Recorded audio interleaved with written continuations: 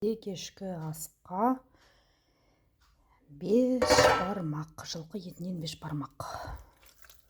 Қарын, қарта, кішкене ғана қазы, жылқының қабырғасы және жамбасы.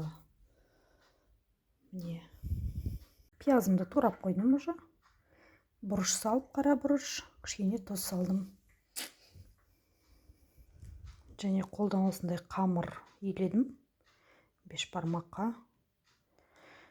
Қол үйдің тауығының жұмыртқасымен енді 1-2 сағатқа холодильникке салып қоямын бұны.